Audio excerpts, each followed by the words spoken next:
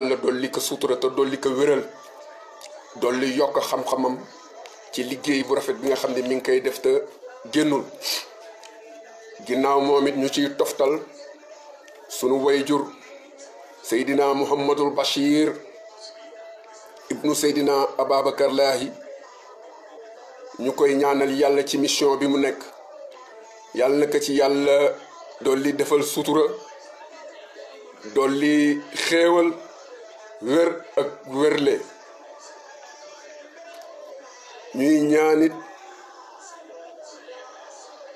rakkam yi toftalu ci moom te ñu nekk ci biti di liggéey bu rafet di taxawu Seydina El Hadji Baye Abdoulaye Thiaw Laye Chérif képp ku jëf lu rafet ci diine ji ginnaaw yàlla sa bopp nga ko defal waaye yaa ngi jàppale borom mission bi muy Seydina El Hadji Abdoulaye Thiaw Laye muy gan muy Seydina Muhammadul Al Amin ibnu Seydina Ababacar Lahi yu mi yor kàddu kër gi ñu ciy toftal rakkam professeur Seydina Maam Libaas Lahi ñu di ko ziyaara di ko ñaanal wér ak wérle ñu ciy toftalit imaam Muhammadu al Muxtaar ibnu Seydina Ababacar Lahi ñu koy ñaanal yàlla dolli ko tawféex ak sutura te dolli yokk wéram ba mission bi ñu nekkee yàlla dolli leen ci xéewal ak sutura di ziyaarit maam al Asan Lahi ibnu Seydina Ababacar Lahi ñu koy ñaanal yàlla dolli yokk xéewalam ak suturam te dolli yokk wéram te defal ko mboolem ahlu bayti rasul gi yépp ci kaw ba ci suuf góor jigéen mag ak ndaw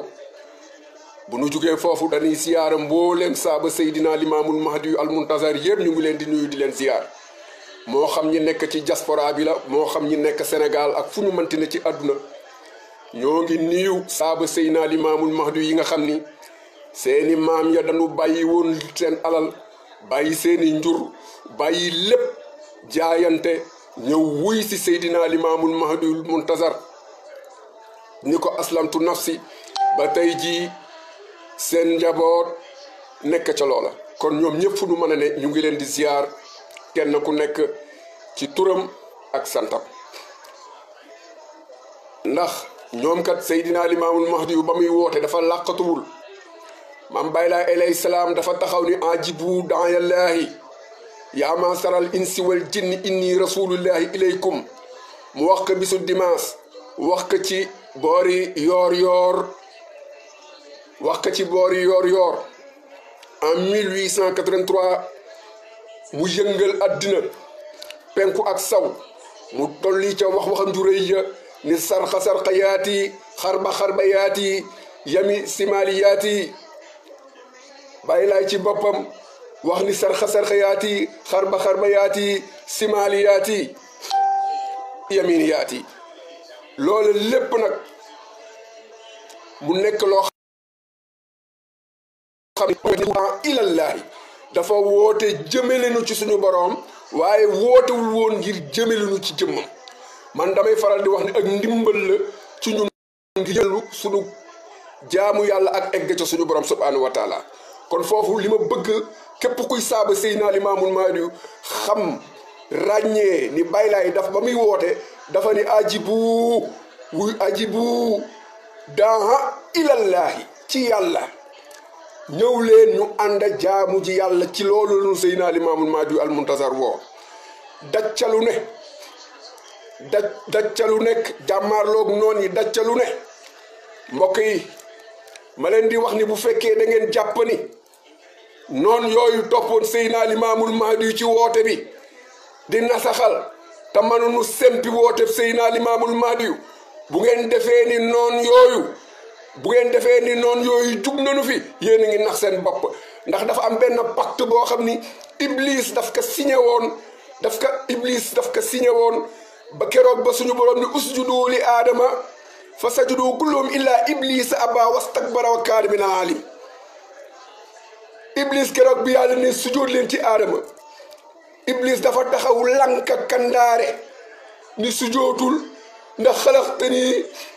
ndax yàlla dee ndax mu ne yàlla yaa ngi ma bind ci sawara ñii nga bind leen ci ban kon du ma leen sujjóotal wane akuk rëy akuk darañ Iblis moomu nag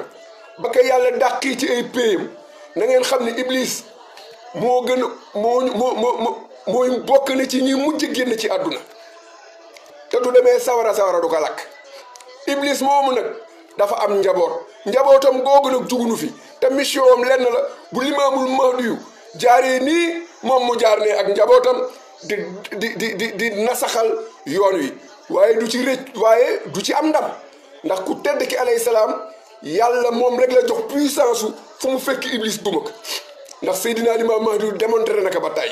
fii ci Ndakaaru ñëpp di gis Iblis ñëw na infiltré ko dugg ci biir këram ànd ak njaboot gi di sikkar naan la ilaha illallah la ilaha Seydina Rasulullah Seydina Limaamu ni tëll xool ka raay bopp ba mu jëfër di yuuxu daw dem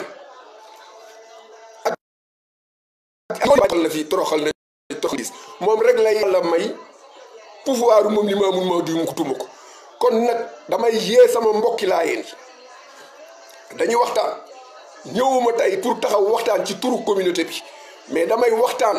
en tant que taalibe Seydina Limaamul Mahdi fas yéene jàkkaarloog samay mbokki sahaaba Seydina Limaamul Mahdi Muntasar ak ci contexte bi nga xam ne tey fi la réew mi toll fi la Sénégal toll te dunu ay complexe ku nekk complexe na nga jéem décomplexé wu te xam ni fi réew mi jëm ku ragal bu yaboo nga dem nga toog sa biir kër réew mi fi mu jëm ku ragal bu yaboo nga dem toog sa biir kër Seydina Limaamul Mahdi mission bi yàlla dig na ko ay góor yàlla yoo xam ni dinañu jug dinañu taxawu mission am ci ginnaawam taxawu mission Seydina Limaamu ci ginnaawam nag dafa am critères yu mu laaj bi mu njëkk mooy bul am lanteeg Iblis dara maanaam na nga jëkk a defar sa bopp defar sa ruux sell ndax sëy na mbiru bàyyi laay du mbiru askan kon pour nga défendre sang bi foog am critères yu nekk ci yow ba ca jëkk mooy bul soxlaal buur dara ndax buur bis bu xamee sa soxla lépp lu mu man ci nasaxal la dina ko naxasal dina la naxasal kon nanu bàyyi xel loolu bu baax a baax foog nga nekk nit ku jub foog nga nekk nit ku sell foog nga nekk nit ku sell biir ak biti am tout maanaam pare intellectuellement am nag bagage yi nga xam ni war nga mën a taxaw jàmmarloog noonu Seydina Limaamul Mahdi yi nga xam ni 1800 ba léegi ci Sénégal bàyyiwunu ko ànd ci nag ay ñeneen ñu nekk ci yeneeni tariixa nag nekk ci suuf di ruux di xumbataal bi ci suuf a suuf ñun on sait tout ce qui se passe dans ce pays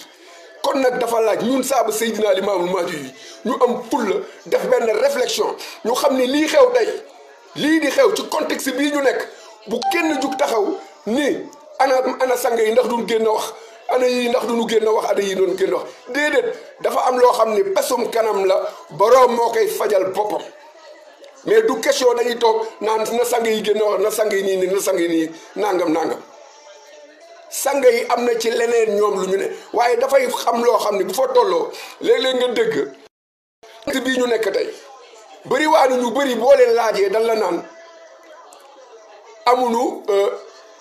dal la naan kilifa yi la ñuy déglu te bu dee temps normal dégluwuñu kilifa yi parce que ñi ngi ci seen programme bu dee temps normal tey dégluwuñu kilifa yi si ku nekk yaa ngi doxal sa programme ku nekk yaa ngi xool noo lijjantee say business ci diine Seydina Limaamu mais bu taxawee lu dul situation yu sensible yi ci contexte de temps bu sensible bii ñu nekk nga xam ne tey état Sénégal moo ñu bëgg a def forcing boobu envers notre communauté tey doo leen gis li tax doo leen gis c'est parce que il faut qu'on se dise la vérité c'est parce que dañu amlante ñi ci ëpp ci ñun ñii dañu amlante ak nguuru Sénégal ay business wala dañu amlante ak nguuru Sénégal ak ay mbir nguuru Sénégal gii fi nekk tey jii képp ku amlante moom ay mbir mënoo jàmmarloo ak moom mënoo jàkkaarloo ak moom ndax li dimbali woon sunu waajur yi ba ci sama pap mii xalifatul muslimina mi fi toog li leen dimbali woon mooy musuñu soxlaal nguuru Sénégal fistin boo demoon tey ci justice di feuilleter seeni dossier ay casier judiciaire vierge nga fay fekk parce que soxlaa lu nu woon nguuru Sénégal 15 soxlaa lu nu woon nguuru Sénégal ñaari dërëm xanaa kay ñoo daan yëkki seen alal yëkki seeni suuf comme na leen ko seen maam Rasulullah waxe di leen ko jébbal di leen ko jox mais tey ci contexte bii ñu nekk tey képp koo xam ni tu es un digne fils de Seydina Limaamul Mahdi Muntazar da nga war a génn wane sa bopp wane sa bopp bi mooy amuñu lu dul appelu Seydina Limaamul Mahdi al Muntazar amuñu lu dul loolu nag loolu nag pour nga mën ko jàkkaarloog ñii na fekk nga xool bu baax a baax sa casier judiciaire wala amoo ay bor ak état bi wala amoo justice Sénégal ay yu tax parce que boo ko amee ñoom dañ koy yëngal noppi loola nga noppi léegi bu ko defee mënuma comprendre bu yéene bu nu nekkee ci en temps normal bu dara xewee ñi war a jóg bu nu jugee tout tànk yi jug taxaw war a jàkkaarloog ñi lijjanti li ñu war a lijjanti da ngay gis ñooy génnaat di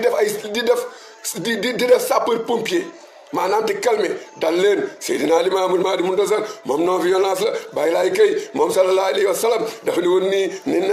nanu bëggante nanu jàppante nanu nangam waaw nanu delloo lépp nanu kii lii nanu kaala loolu d'accord mais pas ñu lay piétiner ci sa biir kër di piétiner sa pas-pas benn doomu aadama du nangu ñuy foye pas-pasam te ñun sunu pas-pas mooy dañu gëm ku kenn amul dañu am lu kenn amul gëm ku kenn gëmul muy Seydina Muhammadu Limaamul Mahdi al Muntazar ñëpp doon xaar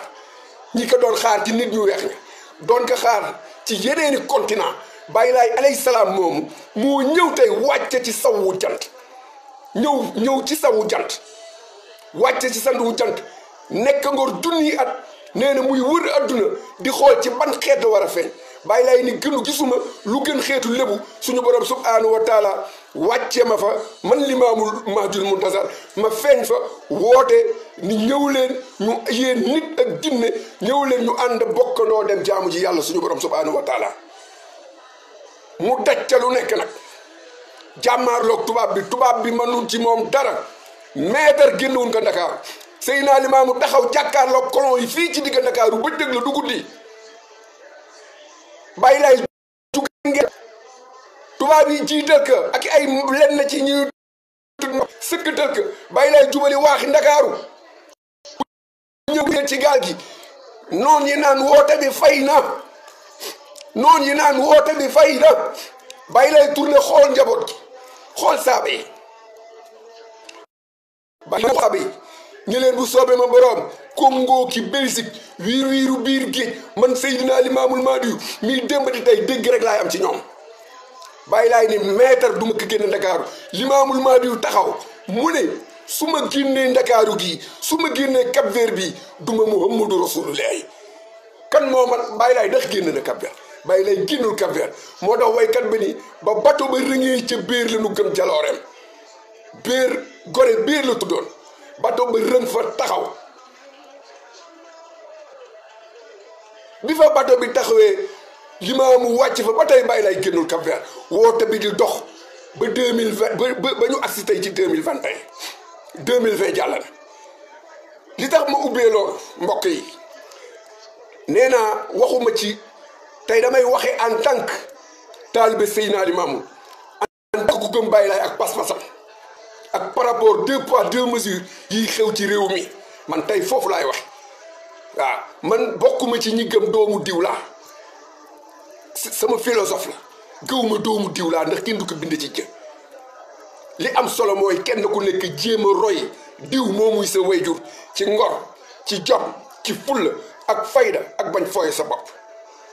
ak bañ jël sa bopp di ko tas ci politiciens yi nga xam ni tekki wu du dara li maam Al Hassan daan wax waa kër Rasulullahi pire kenn mënu leen a reggal moo tax mu ubbee foofu mbokk yi parce que damay def ay analyse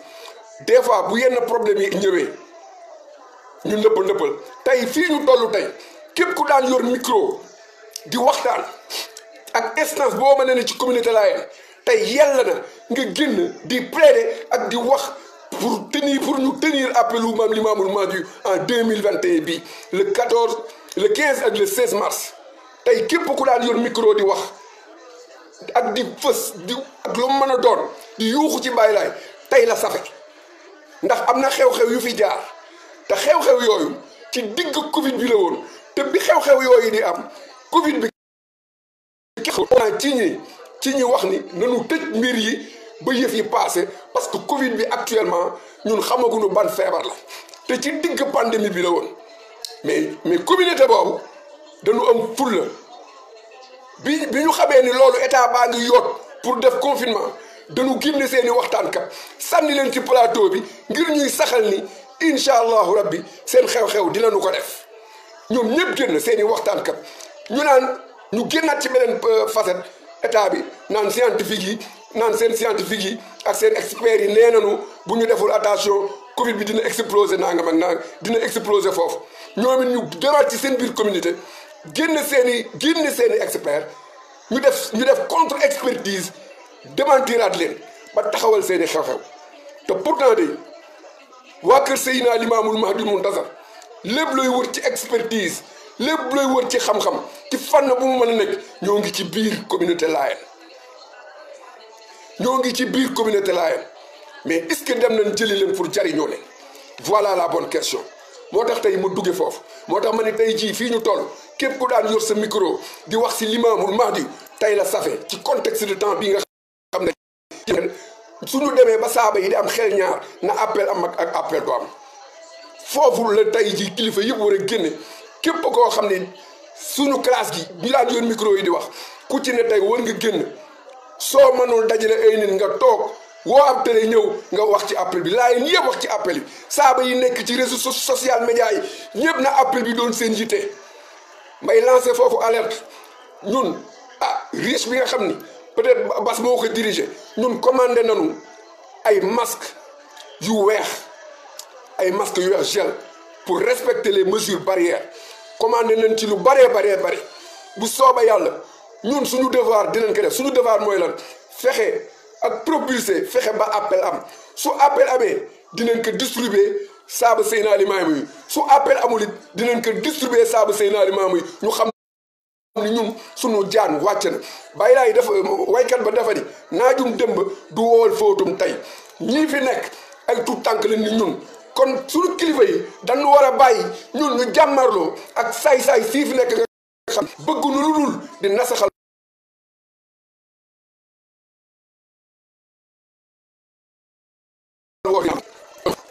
instant bi bu fekkee man ñoom ñooy jéem di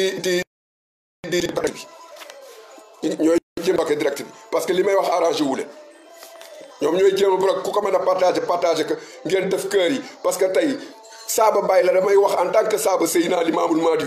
du ma sëriñ du ma dara ab saaba Seydina Limaam bu xeebu laa bu bëgg waxtaan ak ay moroomi saaba Seydina Limaam te ñu bokk ñun ñëpp benn pas-pas te pas-pas bii nu bokk mbokk yi pas-pas la boo xam ni yow man xiyaam illa yii nay pays ba ni sëqataa bañ janoog maam foofu rek lañ ko war a dajawaat mbokk yi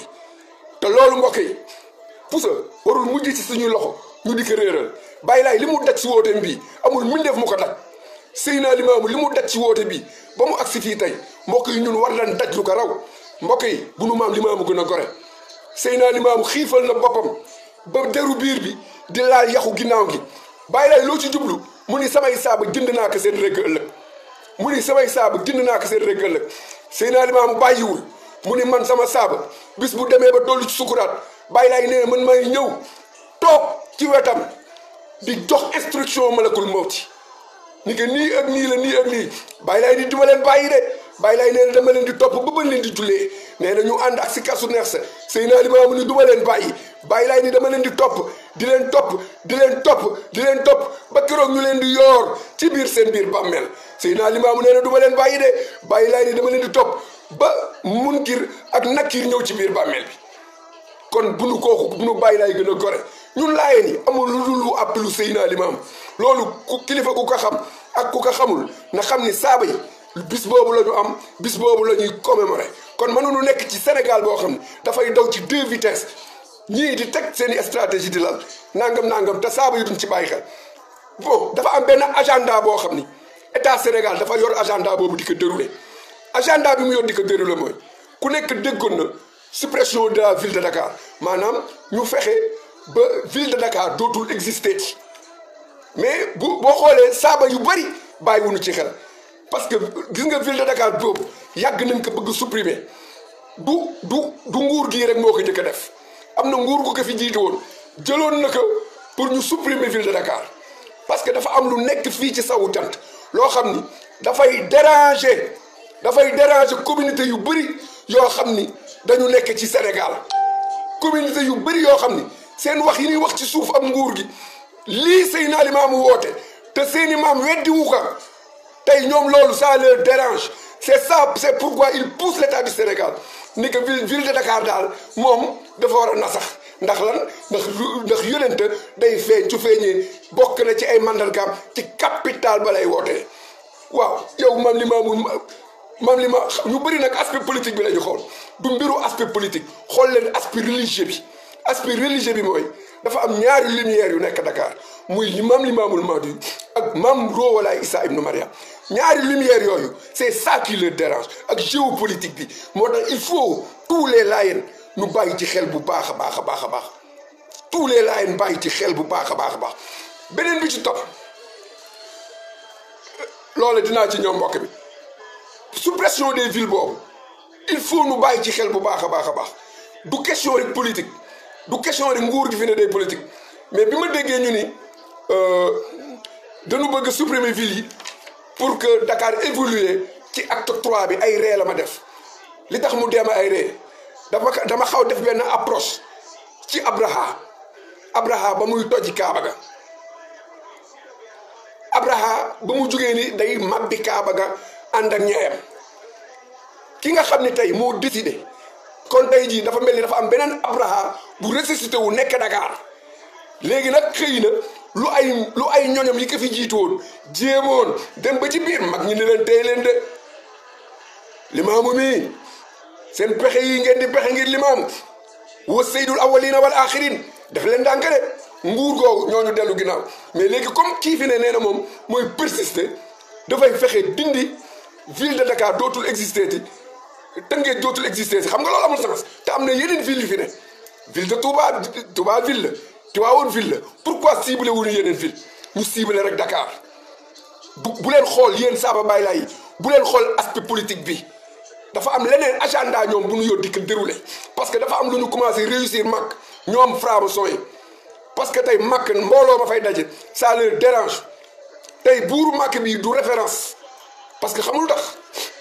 fexe na ba dooleel na leen ñu dugg a mag lan fa bëgg a def ñu ngi ko fay commencé di def pour fay lumière boobu mais macha allah ba Seydina Limaamu feeñ fii ci sawu jant fi Maghribil Aqsa Baye Laye feeñ ci Dakar ñeenti il yëpp wër ak mystère bi nekk Dakar ay gone yu juddoogul ba Baye Laye di yëngu seeni maam kenn xamul fu ñu nekkoon mais nee na ki nga xam ni moo bëgg ni day Abraha mi nga xam ni moo jugoon di mabbi Kaaba ga tey jii ki nga xam ni tey dafa jug ni day supprimer ville de Dakar nga xam ni la daloon Abraha loola mi ngi ci ay tànkam di ñëw parce que ville de Dakar ki ka nar a supprimer la mère de sa grand-mère n'est pas encore née parce que du ay caaxaan su mënee dindi sarxa yaati Baye Laye dafa ni penku dina ñëw sawi dina ñëw ndejoor dina ñëw càmmiñ dina ñëw te loolu lépp ñëw na tey loolu démbalatu tey kon programme bu yàlla ñoom tuuti nañ ci ni dañu koy nasaxal suppression de la ville de Dakar te aspect religieux boobu moom moo ci ne parce que Dakar dafa nekk ville boo xam ni c'est une ville lumière te Seydina Limaamul Mahdi ñëw woote fi bi muy ñëw di feeñ Dakar daf fi fekk obscurantisme fekk fi lëndëm gu tar Baye Laye mi nga xam ni mooy ñëw indi njub Baye Laye fexe ba sempi xàmba ya lépp loo xam ni bokkaale la Seydina Limaamu fexe ba sempi ko gindi ko saxal fi tawhidu laa ilaha illallah ba pare lébu yi di ay mbokkam ñu war ko séddoo ba pare ñu dëkke Dakar kon dafa am loo xam ni combat boobu du combat wu les politiques mais combat wu communauté lébu bi la ak ñi dëkke Dakar ñoo war a jël seen bakkan garka ci jàkkaarloo ak Abraha mi nga xam ni nee na dafa bëgg supprimer ville Dakar waaye Abraha yow mi bëgg supprimer na ville bi na nga xam ni xanaa jànguloo alam tara kayfa bi asxaabil fiil ila axiri keroog ba Abraha jógee ak i ñooñu ñey ya jóg ni dañuy màbbi Kaaba ñu jël ñey bi gën a redoutable ci ñey yi ñëw Makka gi ñëpp daw dem ci montagne bi bàyyi kaa Kaaba ga ndax lan moo tax ñu bàyyi kaa Kaaba ga parce que néegub yàlla la yàllaa koy sàmmal boppam keroog ba mu ñëwee ak beewam ba mu ñëwee ak matadem ànd ak ñay bi ñëw ba fleer leeru sunu borom dafa di groupe sukk ñu def lu ne même soldats yi àndoon ak Abraha dem nañ ba dañ tiit parce que xam nañ ni ñay bi ku lu mu mës a jàkkaarloon falaxe nag waaye ñay yi ni góof ci suuf mu defe ni day mucc yàlla daal di jël ay picc yónni leen ñu dem ba ci safara ju ñuy tudde si jiin bi ñu demee ci safara ju ñuy tudde si jiin yàlla jëlloo leen fa ay xeer yu sew argile ñu ñëw di ko waddal ci ñoom ba noonu la leen faat tey nag am nañ beneen Abraha bu jugaat nag jàkkaarloog mission maam Limaamul Mahdi bi nee na Dakar moom existe dañ ko war a supprimer gars yi ni dekk pourquoi cet silence na ngeen xam ne bu ngeen dawalee zahir bi baatin bi du leen bàyyi billahi wallahi wa taalahi képp ku jug ni da ngay sa xel ne ci loolu wala sa agenda boobu ngeen continuer di ko véhiculer na leen leer ni suppression boobu ki kay signé du ko fekke ndax baatin bee kay fàdd ak martaba yi ngeen xam ni limaamu du moroom te du moroom ku ngeen yaakaar bàyyi lay fóori classe la bokk ci ku fi liggéey moom ngay liggéeyee ku fi am ci barkeem la ku tedd ci tedd nga am la moom Limaamul Mahdi kon il faut que ñun saabu Seydina Limaamul Mahdi ñu yeewu am pas-pas googu li nu am ñu gën ko téye imam Mouhamadou Sakhir ci jamonoom ku taxaw ci Sénégal moo la sut ci xam-xam daan wax bu sell ba war maa looloon sangay lan la imam Mouhamadou Sakhir daan wax moytu leen ngeen jël yor seen jamaa ngeen seetaan ba jamaa bi fënd ngeen di xool ku yor përëm ñun jamaa lañu yor muy imaamallaahi al mahdi al muntazar ki jam ñëpp umpee lañu yàlla wan kon donc ñun tey ji nouvelle génération bii fi nekk tey ñoo war a am pas-pas gi jug taxaw mbir yi képp ku ne ci réseaux sociaux yi association yi commandé leen ay masque jënd leen yéen ñëpp ay masque ak ay gel bu nu kenn teree def appelu Seydina Limaamul Mahdi ne ñëpp commandé seeni gel ak seeni masque ñu taxaw jàkkaarloog état bi pour def loolu parce que li tax suppression boobu des villes boobu moom loolu moom dañuy sonal seen bopp ndax li tax ñuy sonal seen bopp ci suppression des villes bi mooy pexe la boo xam ni ñoom dañ ko lëkkaloo ak lenn ci suuf ci ñu ñuy tuddee ay nitu diine yoo xam ni ci tunnel yi leen di jaar ak nguur gi parce que Dakar da leen di déranger ñun jox nañ leen 364 hectares doyu leen Baye Laay mooy Rasooru Laay da leen di déranger Mam Seydi mooy Issa ibn Mariam da leen di déranger géopolitique bi ci prophétie Seydina Limam ça leur dérange kon donc tey dafa laaj ñun saxaaba yi ñu jóg jël suñuy matuwaay jël suñuy taxaw moo tax mani leen capitale bi ville de Dakar ki di da koy supprimer bu mu metti benn saaba Seydina Limam seetaan leen que la daloon Abraha moom moo koy dal ndax limaamu fi mu wootee yàllaa koy sàmmal mission boobu kon donc moom la daloon Abraha bu ngeen ko bàyyee la daloon Abraha moo koy dal te kii signé loolu parce que fi ñu commencé mooy première sortie Aminata Mbengue Ndiaye mu ni Dakar dañu war a décréter président bi moo war a def benn décret pour maire bu fay toog foofu la ñu déparé ñu jugewaat foofu bi ñu jugewaatee foofu nag ñu yabal benn ministre arriviste mu ñëw naan non waaye dañ ko lii si nangam ak nangam yéen xamoo leen li sos Dakar xamoo leen luy Dakar parce que seeni maam juddoowu fi seeni baay juddoowu fi ndonte ay sénégalais lan dafa am loo xam ni ville boo gis ka fay nekk ña fa dëkk ñoo xam kun fay teg mais mbir mi du problème aspect politique bi mais aspect religieux bi di yonent ak Baay Laay gi ci capital bi loolu moo leen métti moom ma laay ndiir wax nag réew mi lu ñu am si ay ngëneel fii ci Baay Laay la bàyyi ko ñu yóbbu seen kër daw dellusiwaat ñun saaba yi ñu toog rek di gëm Baay Laay mu teddam mais nag pas ñuy yàccaaral croiser les bras dañ ci war a ànd ak détermination parce que ci contexte de temps bii ñu toll tey actuellement ci la ñu war a gën a wane teg sunu pas-pas ak sunu pas-pas jàkkaarloo nag ñii nga xam ni ay nooni l'islam la te ma yàgg ka dénoncé moo tax ma ne tey damay waxe en tant que saaba Seydina Limaamul Mahdi kuy waxe ci pas-pasam kuy waxe ci ngëm-ngëm kuy bañ ko laal pas-pasam kuy bañ ko laal environnement am ñun loolu la ñu am ci Seydina Limaamul Mahdi bi Baay Laay di puus géej fu seeni maam nekkoon bi Baay Laay di randal géej fu seeni maam nekkoon bi Baay Laay naan alal ñu ni ko penku mu ne bu sooy ma borom lépp lu nekkoon penku dina leen fekk fii ci saw bi fan la seeni maam nekkoon bi sama maam Seydina Limaamul Mahdi di dox ba agsi fi foire bi ne mu ni xanaa déggu leen làkk yi mag ñi ni ko déedéet mu ni am na ñu bëri ñu fiy dajee di waxante ay làkk yu wuute mooy foire internationale mu jekk ba ci yàgg ni xanaa gisu leen xënd bi yéeg ko wàcc muy avion yi Baay Laay di joxe tegtal yi Baay Laay dimat ba sa biir ni xanaa gisu leen jaan gu ñuul ji ak gunóor gi di ci kaw jaan gu ñuul gi muy goudron yeeg oto yi Baay Laay jox nu lépp ñun waa kër Seydina Limaam lii xew lépp Baay Laay daf nu ko anticiper ñun li ngeen di def andi feere la ci ñun gëmuñu leen Baay Laay daf nu ko andi feereel dañ ko seetaan ba noppi Baay Laay wax du lépp alayhi salaatu wa salaam kon tey fii ñu nekk tey ak ci contexte de temps bi il faut que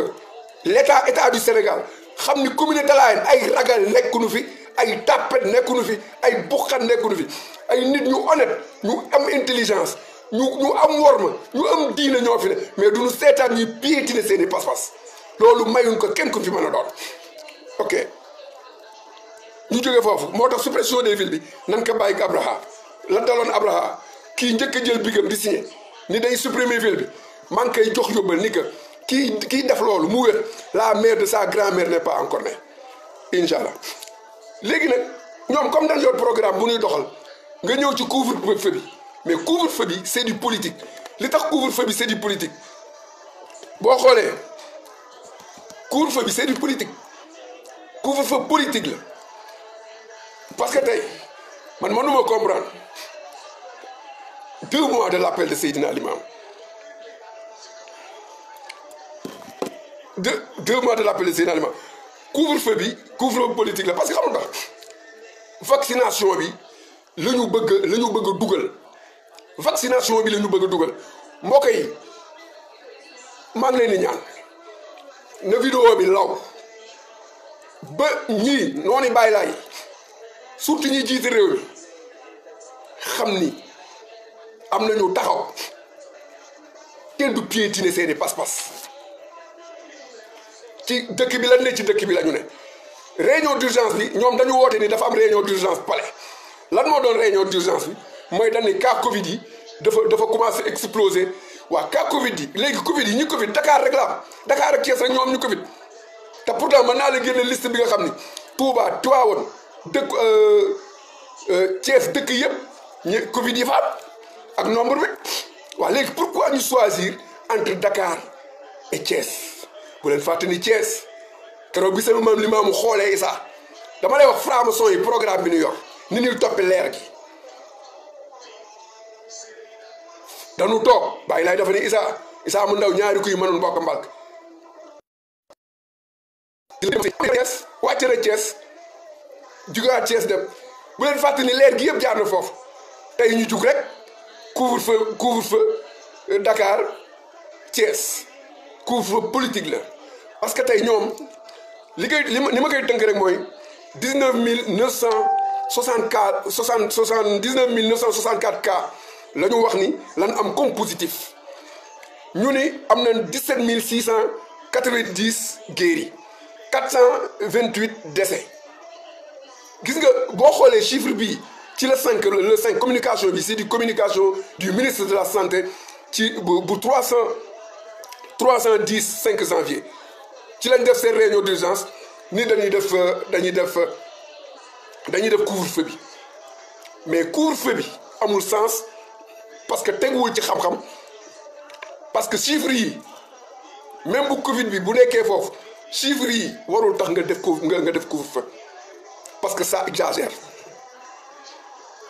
boo ñëwee fii ci Europe buñ la nee dañuy def couvre-feu di nga mën a d'accord parce que ay en 24 heures 70 000 cas wala ay 90 000 cas nga dem Angleterre variant bi fa nekk contamination gën a gaaw ñooñu mën nga ni nanu reconfiné nan def mais Sénégal seen problème Covid bi ñoom ni nuy wax ni dafa grawewul noonu mais c'est du politique bu nu lal ci biir c'est du politique bu nu lal ci biir beneen bi actuellement Covid bi c'est une arme de répression boo xam ni dañ koy jël ak peuple bi ci la ñuy làqatu di def li ñu bëgg a def mais ñun dafa am suñu événement phare buy ñëw mënuñu toog 2 ans duñu appel dafa am événement phare buy ñëw lan mooy événement phare bi mooy appelu Maam Limaamul Mahdi bi nga xam ni le 15 ak le 16 mars la 2 mois moo ci des ñu commencé dérouler seen plan commencé naan Covid bi commencé na jug mi ngi leen di jaaxal ñu commencé def seeni cas lii lépp c'est faux keroog Touba bi ñuy def màggal gi ci biir pandémie bi la ci maanaam bi feebar bi ne muy Sénégal kenn feebar bi ñoom ñu am seen fulla ni màggalu Serigne Touba ak li leen Xaadimu Rasuul defal ko Sénégal ñoo màggal gi seen bakkan la ci teg ñu génne seeni waxtaan kat sànni leen ci plateau télé yi ak rajo yi génne seeni scientifique ñuy def ay contre expertise ak yeneen yu état bi ñu dem Turquie commandé usine bi ay masque jël seeni gel di xaar màggalunu màggal nanu gàmmu gi ñëw c'est la même chose gars yi jël seeni matuwaay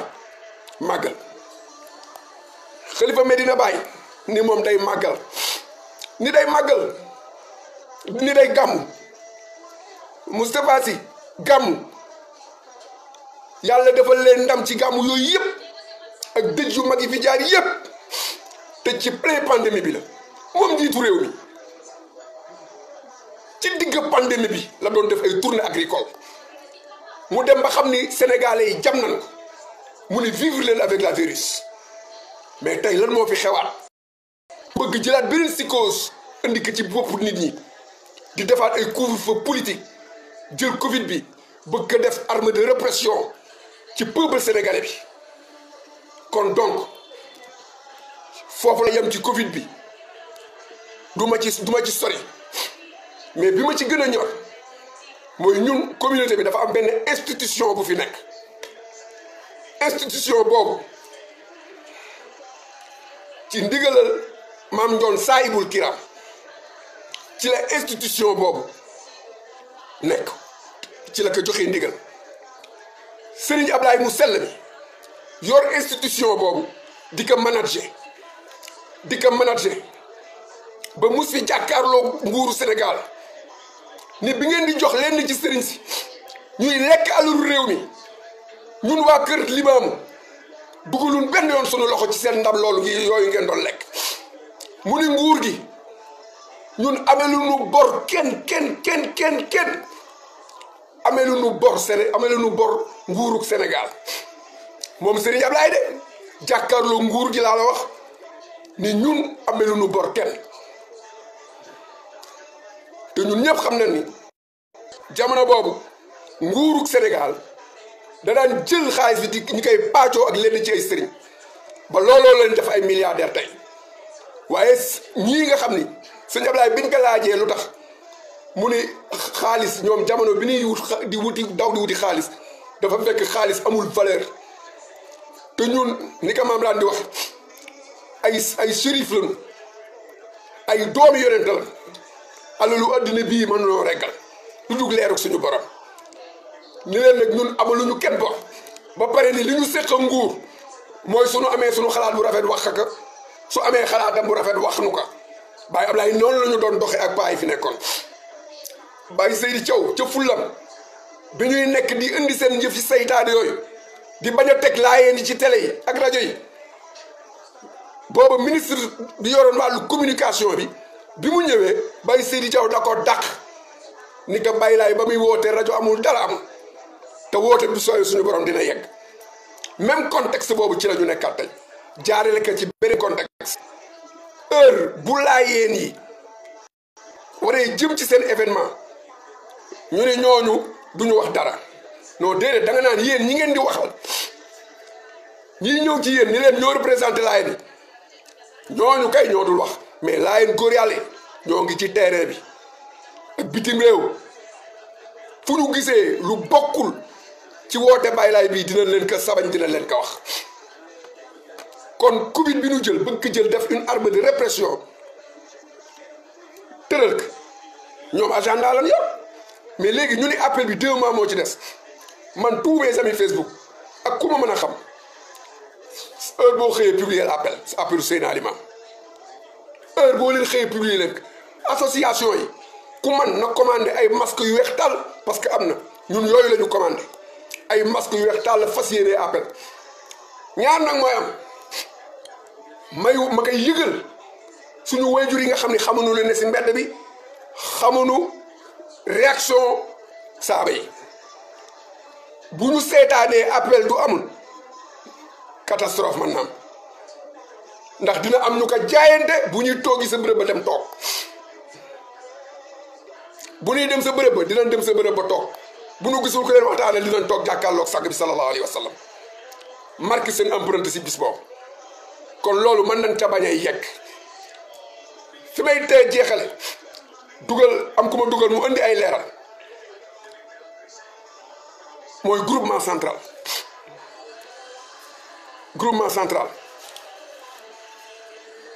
vraiment man dama jàpp ne ay intellectuel ay cadre ñoom lañ fa dajale woon ñu yor liggéey bi di ko liggéey mais groupement central ana ngeen ndax lettre de communiqué boobu ngeen sànni ndax war ngeen di jël ay lettre de communiqué sànni ko ci toile bi di def sondage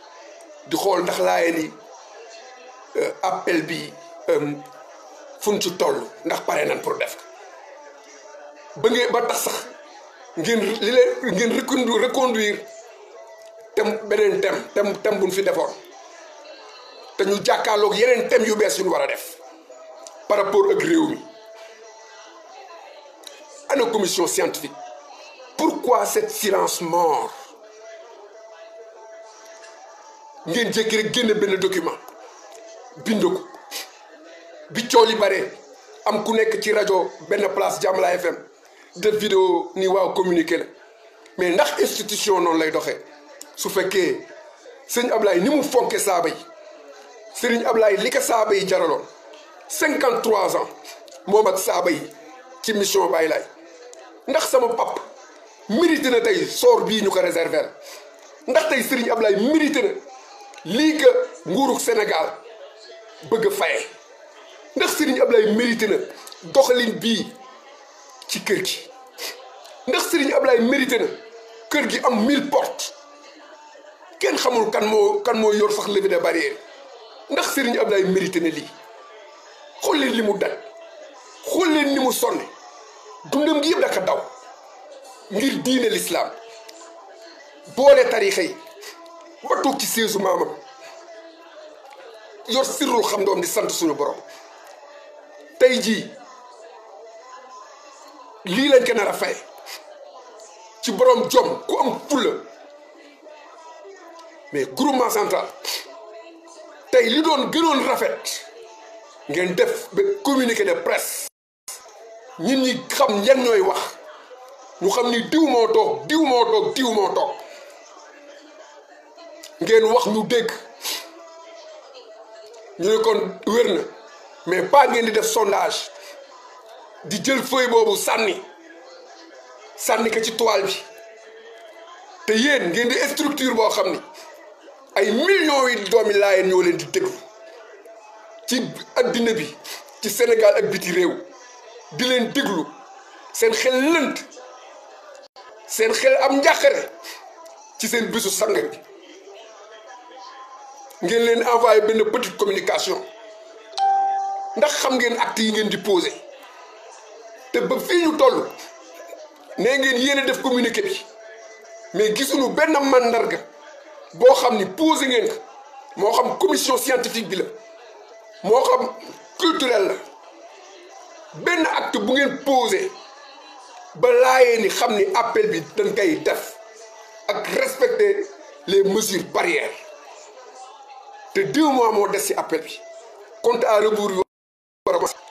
suñu waxtaankat yi waroon envahir les plateaux commission scientifique bi war a envahir les plateaux télévisés panel yi waroon commencé dara amul mu mel ni ñun ay doxandéem lañ ci Ndakaaru mu mel ni ñun rek Ndakaaru moom doxandéem lañ fi quoi keneen day bëgg a def la ka saf mais ñun ñi dëkk ci taatu Ndakaaru fi lépp di xewe ñu ni teg ci institution bu doy ni groupement central war a éclaircir laayeen yi pas une voie communiquée écrite mais par oral ngir communiquer communauté bi ni leen appel dina am loolu bu ngeen ko defee seen ndam la bu ngeen ko defalul yéen a xam mais du tee laayeen yi saaba yi dinañ def seen appel bi à leur manière su fekkee parewu leen pour ànd ak saaba yi def appel bi ndax kër Seydina Limaamul Mahdi alayhi salaam du ñetti nit ñaari nit ñoo koy diriger ay fukki taaw fi nekk fii ci kër gi bàyyi leen xel lool bu baax a baax ngeen bàyyi di sous-estimer ñi ngeen di waxal ak ñi ngeen warul waxal bàyyi laay njaboote ñëpp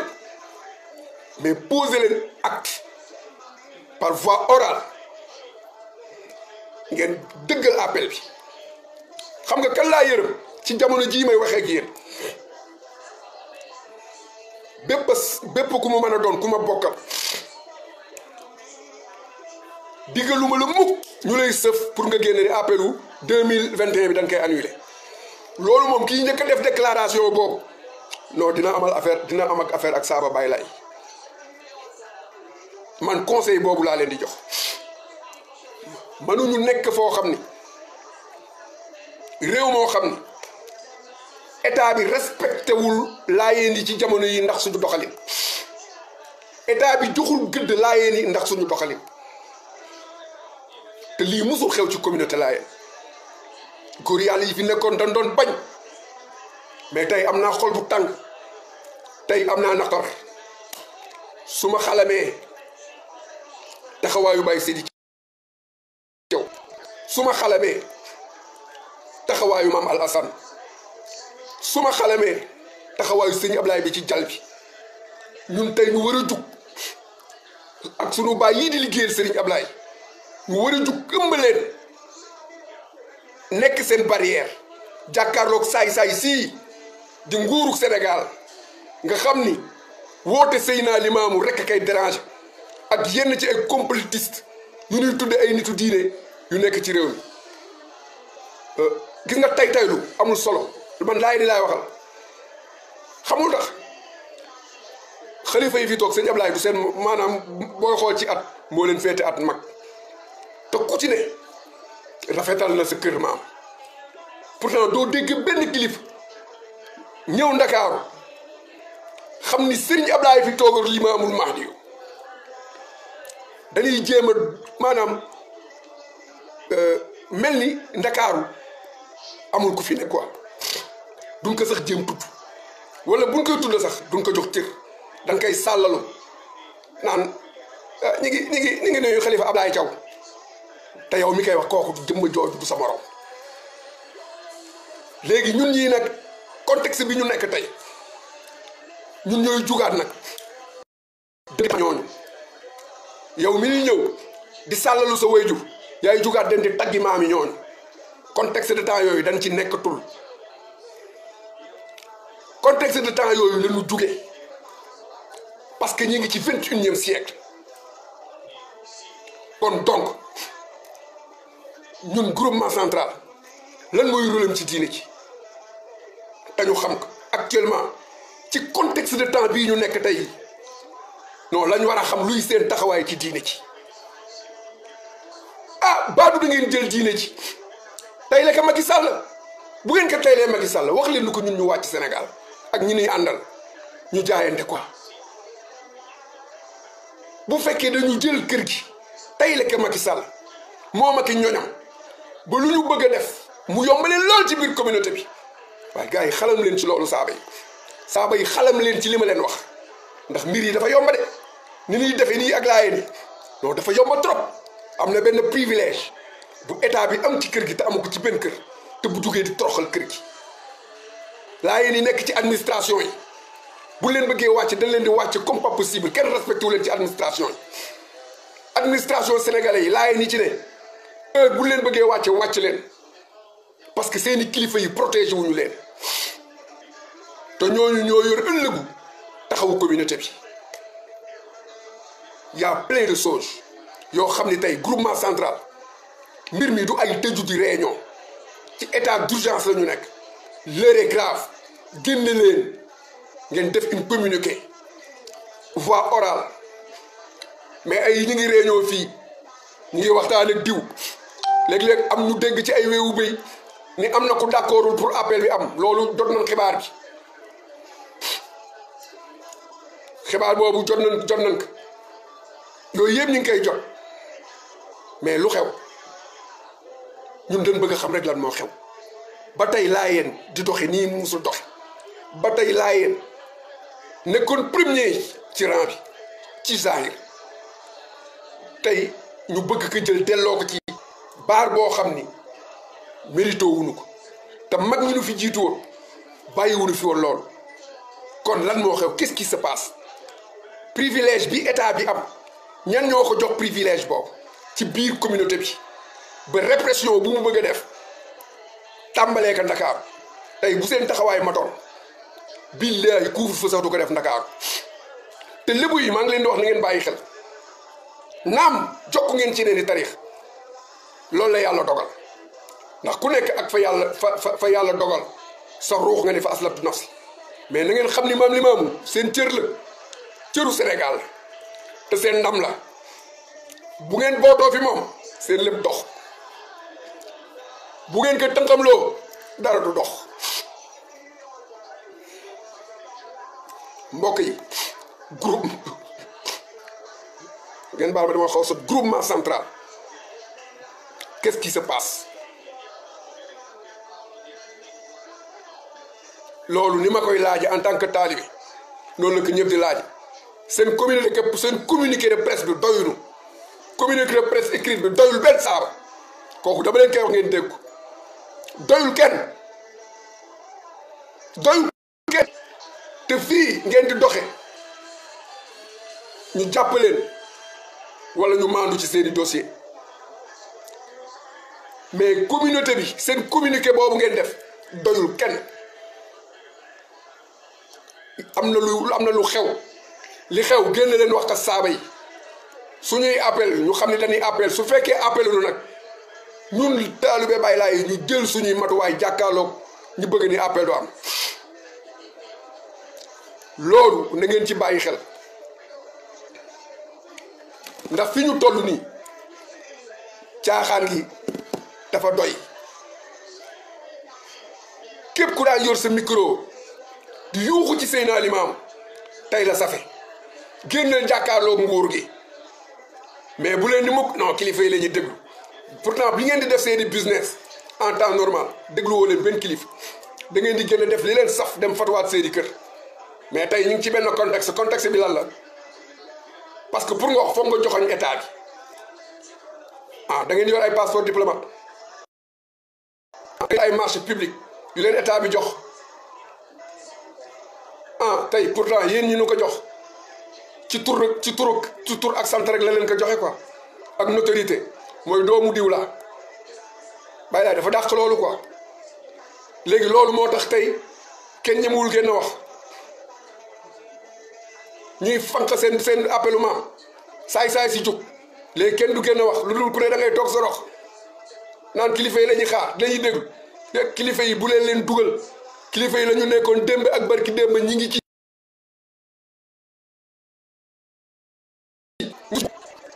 musuñu jug ci liñ nekkoon démb ak barki démb Imam Mamadou Makhtar mi ngi bay waaram papa Mame Libaas mi ngi bay waaram papa Mamadou Lamine mi ngi bay waaram bu jóg jotee ñu jóg taaral mais en temps normal toujours ngeen def lu ñoom lu ñu yëgul waaw léegi tey ñu ngi ci contexte bi ku ci ne ragal nga wax joxoñ Macky Sall ndax dafa am loo fa yaakaar bu nu jugee ngeen ñuy jéem a jaay leen ay saint lan ku ni aslamtu nafsi saint nga bu ñu fooyee suñu xel yi bàyyi lay du àdduna daf nu ko dàqaloo ziinatu dunyaa bii daf nu ko dàqaloo te ku ci ngoy xamoo sa maam ku xam Seydina Limaamu passeport du la jommal 4x4 du la jommal ay étage du la jommal ndax lu waay am ci barkeem nga ko amee te maam Limaamu alayhi salaam moomu nga xam ne tey moom leen gëm te muy suñu maam mënoo fi wax luñ ko donne immeuble wala nangam sëñ Ablaye mi fi toog tey amul kenn ku ma ne ni moom 4x4 yi moom immeuble yi te gënuñu ko jekku lool mais lépp ci diine Baay Laay la ko def appel bu daan jot sëñ Ablaye day génne ay millions laa la wax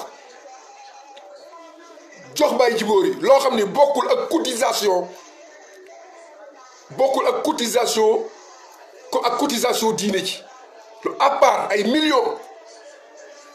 ni ko dawal nga jëndi ay nag indi ci sama bisu maam moom de alalam noonu la ci daan dox tey nag fi ñu leen soxlaa ku ne fatu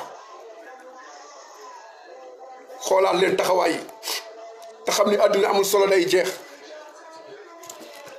nu bàyyi xel loolu bu baax a baax ma jox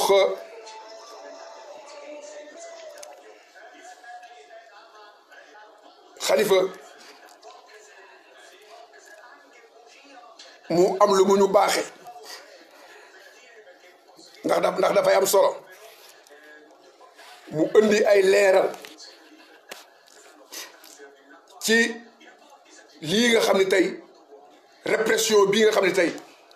état bi mi ngi koy def communauté Layène état bi mi ngi def ay répression communauté Layène état bi ngalaab na ñoo xam ni ay doomi Laay ba ni nu war a taxawee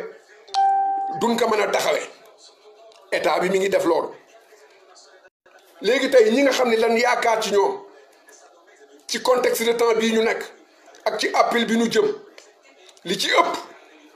dañu am ay collimateur avec l'état et la justice sénégalaise mbokk yi bu saaba yi dugul ànd ak pas-pas appel dañ koy dégg rek waaye boobaa dina metti trop ndax duñ bàyyi mu jàll maa ngi leen di jéggalu di dugal Xalifa bismillah. salaamaaleykum. Laay Maxtaar Xalifa ñu ngi lay ziar waaw yow ñu jox la nga dugg 5 minutes après ñu kii bismillah. waaw ñu ngi lay ziar di la jaajëfal di leen for bu tooy di la déglu di ziar suñu xalifa Seydina Baye Abdoulaye di ñaan yàlla yàggal ko fi dëgëral ko sàmm njaboot gi yëpp. amiin di ziar it lay déglu ñu nekk di def live bu am solo. live bi nag boo gisee ñu ci intervenir dafa am loo xamante ne mooy répression bi nga xam ne état du Sénégal taxaw na ko envers la communauté Layène. il faut que ñu dégg ko noonu tax xamee ko noonu. ndax li fi nekk ci cas bi nga xamante ne taxaw nañu di yokk kaawu Covid yi. di def lu mu leen neexee seen test ak seen analyse. jubluwaay bi yëpp lenn la wax nga ko sànq si Ibbe wax nga taxawaay bi dafa yàgg ba Iblis bañalee ki nga xamante ne mooy suñu maam Adama bañal yàlla suñu borom.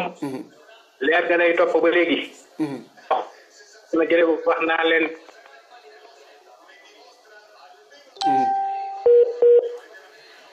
allo.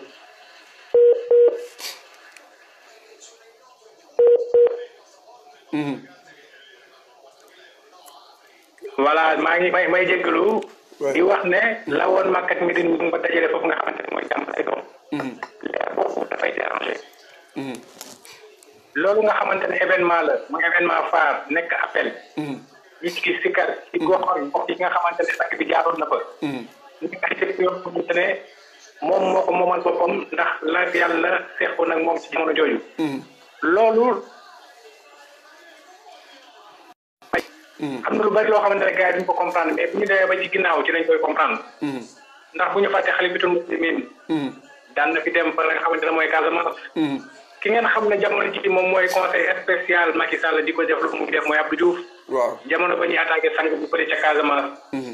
moom moo fi nekkoon. loolu ba léegi amul dara bu ci leer. jàpp nañu ay nit def manigance ak yooyu yëpp. mais loolu yëpp pour kàddu gi bañ a jëm kaw la foofu laay ni xam ne. fi ñu def nekk gi mu nekk Sénégal neexul àdduna bu ñuy wax neexul àdduna dafa may lu ñu yoo xam ne dañuy topp loolu leer gi la ñuy topp moom la ñu bëgg a fay moo tax ñu jël Dakar bëgg ko fexe ko rey ko ci carte yi. ndax dafa bokk ci tegtal yi nga xamante ne sang bi bu ñëwee yoonam bii loolu daf ciy bokk. bu ñu fexee nag ba sàgg ne ko ba reyee ko ñii ñëw ci ginnaaw génération yi di ñëw. loolu dootuñu ci mën a tënku donc wedd bi dafay gën a yomb. ñun ñëpp ñoo war a sàmm loolu. waaye itam yaa ngi koy wax sànq am na ñoo xamante ne toll nañu plateau yi wax doomu aadama yi.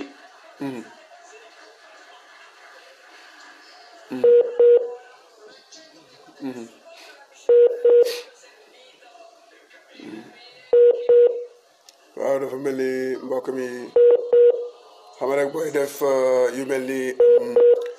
des fois ñoom bu fekkee da nga dugg ci thème yoo xam ne nii daf leen di déranger ñoom ñooy saboter des fois direct yi. waaw xam nga dafa nekk loo xamante ne moom dafa nekk loo xamante ne wax ñu am solo la ñuy wax nii. léegi c'est normal que affaire bi nii sabotage boobu c'est normal. li ñu ko xamee noonu ndax saaba yi xam ne. li war. mooy dañu gën a saxal seen dem ci Seydina Limaamu alayhi salaatu wa salaam ndax moom la yàlla yónni ñaari yoon. loolu nag. fierté la boo xam ne daf naa laaj bu ci nekk da nga ko war a incarner. Ndakaaru moom la gars yi ci carte bi ñu ko boole.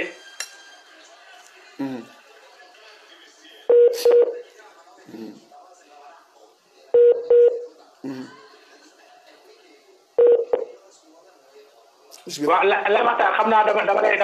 dama lay bàyyi daanaka yow wax nga lépp. xol yi tooy na. wax nga lépp wax dëgg yàlla leneen lañ ci bëggoon apporter rek leeral ci pour gars yi mën a gën a comprendre. mais comme li may wax ne gars yi du ñu mën def ci plateau télé yi ndax état bi daf leen visé ndax am na foo xam ne jaar na fa ak ñoom soo waxee sa passeport diplomatique dootuñu ko renouveler soo waxee am na ci ay ordre de mission yu la doon jox dootuñu la ko joxati donc loolu yëpp moo tax boo gëm Seydina Limaamu alayhi salaatu wa salaam moo ko jaxasoo li nga xamante ne mooy nitu nguur yi ndax buñ la tënkee di nga yàq loo xamante ne ni wax dëgg yàlla sampuloo ko taxawaloo ko te moomuloo ko da nga cee juux rek donc warul yàqee sa loxo. loolu na ci gars yi bàyyi xel bu baax a baax a baax. toogaay bi yàgg na. li ci ëpp solo wax nga ko wax dëgg yàlla fi ñuy daanale rek mooy groupement central nañu jël seen responsabilité def conférence de presse laaj ñuy toog déglu di xaar fan la appel bi jëm nañu teel a leeral doomu aadama yi mais li nga xamante ne mooy marqué bésu Seydina Limaamu alayhi salaatu wa salaam woote boobu. amatul toog ci kii di ko def laa ni war nañu génn dem jàkkaarloog sang bi bàkk ko wax dëgg yàlla delloo ko ñu ko rendre ko hommage ndax Sénégal ak adduna bi bu tolloo fii mu toll nañu xam ne moom moo waral te nañ ci seet ki nga xamante ne mooy xalifatul muslimin daw na pratiquement 53 ans doon liggéeyal sang bu tedd boobu donc war nañ ko delloo njukkal kon laay Maxtaar maa ngi daanalee foofu rek di ziaraat ñëpp di la bëggee di am mbégte bu baax a baax a baax ci live yi nga doon def. waaw jërëjëf Khalifa ñu ngi lay ziar di la delloo ziar gi aussi di wax sa taxawaay rafet na lool parce que dañu nekk ci moment boo xam ni ak jamono yoo xam ni dafa laaj ñun saaba yi ci contexte de temps yi ñu nekk laaj na bu baax a baax ñuy leeralante yi lëndëm ak ñi bëgg lëndëmal suñuy xel ñii lëndëmal xel yi nag mën na nekk ñaar mën na am ñoo xam ni bokk nañ ci suñu dugg nañ ci suñu biir infiltré nu yàgg naa leen wax ni communauté bi infiltré nañu ko communauté laa ba ñu ko infiltré du tey xam nga kon donc loolu ñun duñu dañ mukk incha allahu rabbi di ci yeete ak di ci waxtaan parce que tey ci contexte de temps yi ñu toll tey mënuñu après 2020 bi ñu romb mu jàll parce que Covid la woon ñu dem ba ci biir ñi nga xam ne tey ñoo waroon donner le bon exemple jëkk ka ci njiitu réew mi moom moo njëkk a génn di def ay tournée agricole ci plein pandémie bi mu demee ba pare beneen bi yàggul dara gis ngeen fi ay ministres yu génn en plein pandémie ñi nga xam ne ñoo doon wax nañ respecter les mesures barrières génn nañ di organiser benn manifestation boo xam ni dañ doon wax ni dañuy ubbi benn tali gis ngeen mbooloo ma fa nekkoon kenn waxu ci dara ngeen gis ni yàlla dogal na man sëñ Mountakha Mbacké yàlla na fi yàgg quoi fulla gi ñu am mouridisme fulla gi ñu am ba seen benn xew-xew kenn du ko foye loolu moom dama leen siy gërëm di leen ci sant lu tool yi bari lépp loo xam ni mbiri xaadimal Moustapha la suñu maam ju sell jooju seen bakkan lañ ci gar ndax nit ki loo gëm lu ne na la jaral sa bakkan bii ndax mag ña ba ñuy woote jëm ci yàlla ànd ak ñooñ yi jëme leen ci yàlla seen bakkan lañ ci garoon jàkkaarloo ak nasaraan bi te yorunu woon fital yorunu woon i jaasi lenn rek lañu yoroon muy seen ngëm yàlla ak xam fa nu jëm nga demaat ci gàmmu gi gis nga taxawaayu xalifa Medina Baye bi sëñ maa yi ñu koy ñaanal moom it yàlla na fi yàgg te wér taxawaay ba mu taxaw bi ko état bi jéem a dawal sonde yi daf ni leen moom day gàmm waxun te ku ne xam ne ni gàmmu Medina Baye la fay wàcc macha allah ci ay doomi aadama yu jóge ci waxuma la yi jóge ci international bi ay Nigeria ak ci adduna bi kenn xamul nu mu toll kenn état bi waxu ci te loolu lépp ci plein Covid bi la première vague bi ñuy wax am na ak amul ñu jóge foofu am ay dëj yu mag a mag yu am Sénégal waxunu léegi ñu ñëw ba benn instant ñoom ñi waroon respecter mesures barrières yi ñoo génn di def ay tournée agricole ci pré-pandémie ba pare mu ci biir sénégalais yi jam ko mu ni il faut vivre avec le virus tey jii Aly Ngouille Ndiaye bàyyi leen xel bu baax Aly Ngouille Ndiaye Aly Ngouille Ndiaye li tax nu wàcce ka du lenn ludul dafa dem ba xam enjeu yi nga xam ne tey ñu ngi ko ciy bëgg a dugal ak di ko def loo mu bañ langa kaare ni kenn du ko jaxasee kilifa diine yi mu bañ Aly Ngouille Ndiaye génn moom ak ngorom bàyyi tey jii nag ñu indi benn nit koo xam ni xale bu tuuti ni ko nag yow yaa war a jàkkaarloog nag waa kër Seydina Limaamu yow daal yow yaay bind say bataaxal Dakar moom couvre-feu Thiès couvre-feu bu dara dox parce que bu ñu réussir seen couvre-feu bii 12 jours bi dañ koy renouveler waat bu ñu ko renouveler waatee janvier jeex ñu duggal parce que il faut ñu def couvre-feu yi parce que dañu bëgg dugal vaccin yi loolu ci phase yooyu lañ toll loolu nag li tax loolu nag heure bu ñuy def seen caay-caay googu dañ koy natt ci bu suñu xew-xew di ñëw parce que dañ naan laay ni amuñu problème mais laay ni kenn du leen yàpp kenn du leen fooy moo tax ma posé question groupement central moom lan mooy taxawaayam ndax communiqué pour papier bu mu lancé ci toile bi mais loolu bu fekkoon jox nañu cër communiqué boobu doyul quoi parce que mënoo jiite toute une communauté nga jël benn bout de papier rek sànni leen ko ci toile bi ku ne di lire ñi di am doute kan moo ko caché kan moo ko signé ñu jékki-jékki waat kenn ku nekk ci biir groupement central génn wax ci benn télé naan si benn studio Jamala FM ni si groupement central la ñoom ñoo ko validé looloo lay wan ni maanaam manque de courage bi génn wala ngeen wax nu bu fekkente ni ma ko waxee woon rek laa koy waxewaat bu fekkente ni dañu privilégié Macky Sall ni que ñun moom bu suñuy xew-xew dee ñëw amul benn problème yow loo bëgg a def Dakar ak ci réew mi defal ñun moom dañuy croiser seen loxo dama ni loolu bu ko ñetti nit décidé les 1000 saaba Seydina Limaamu Mahdi ànduñu tey àndu ci ëllëg may jox conseil may joxe benn conseil bi may joxe mooy képp koo xam ni sama mag nga képp koo xam ni maa la féete mag ak ku mën a doon nga bokk ci kër gi pour le kenn communiqué loo ni la appel du am ku ko si njëkk a def moom bu boobaa barki maam Seydi di nga gis tàngooru saaba Seydina Limaamu Mahdi yi 2021 bi dañ ko war a def ci kàttanu yàlla ñun de commandé nañu ay masque ak ay gel yu weex masque yu weex saaba yëpp nañu commandé seeni masque yu weex tal sol ñëpp xotti ay percal yu weex tal bu bis ba kenn ku nekk suñu gisul lu ñu xam ñu dem ci pincum yaa Rasulullaahi jaayante bu ñu mënee fekk ci pincum Baay Laay nag jàmmaarloo fa ak ñun ñu jàmmaarloo ak ñoom loolu mooy faj mbir mi mais nag bu kenn nekk fi naan nañu déglu sëriñ si la ñuy déglu non sëriñ si ñoom ndigal yi buñ ko jotee mooy lan defar nañ tànt bi defar nañ wax nañ leen thème bi ñu génn dem taxawee li ñu war a taxawee loolu mooy seen moom la ñuy yàgg a taxawee kon ñoom lu waay di xaar na leen ci kàttan kon day am loo xam ni tey jii kenn ku ne jël responsabilité ak silence mort bii nga xam ni tey groupement central def na ko commission scientifique def na ko ils ont des comptes à rendre à la communauté ëhlulahi bu Seydina Limaamul Mahdi al Muntazar mbokk yi maa ngi leen di jéggalu tey sama waxtaan dama waxtaan en tant que taalibe Seydina Limaamu ak ñi gëm Seydina Limaamul Mahdi loolu la parce que communication bi nga xam ni vraiment groupement central def na ko communication amateurisme la communication amateurisme lañ fi def jël benn bout de papier rek sa histoire bi loolu rek lañ fi def defuñu fi leneen kon donc nañu génn dëggal seen bopp Yewwi Saaba yi bu ko defee ñun Saaba yi ñu jël suñuy matuwaay xam nan lañ war a defare suñu appel incha allahu rabbi di wax ni Abraha mi ni day dindi Abraha mi ni day dindi ndakaaru du bokkati ci ville yi da koy soppi Abraha moom ñi ngi koy xaar moom ba mu signé loolu bu ko signé la yàlla yabaloon xeer ya yàlla jële woon yónnee woon picc ñu dem ci safara su naan si jiil ñu jël fa picc ñu jël fa xeer sànni ko ay ñooñ Abraha lu ko raw lu ko raw am na ndakaaru ci baatin nag laa wax waxuma saayir lu ko raw am na ndakaaru ci baatin ndax li sas woote bi ñoom tuuti nañ ci ak seeni complotiste lenn ci ay sëriñ pour na saxal tuuti nañ ci fay taal bu yàlla taal ku ko jéem a fay doo ka man yàlla yónni bam li ba muy waare laay la dugga jàkkataaye sëlmal ku gis mam Limaamu Laay li mu nekk yàlla ko yónni ci réew mi ku doon laaj ku amee diine yoon nen bi feeru fi jàmm laay bàyyi laay amee diine assalaamu aleykum wa rahmatullahi taala wa barakaatu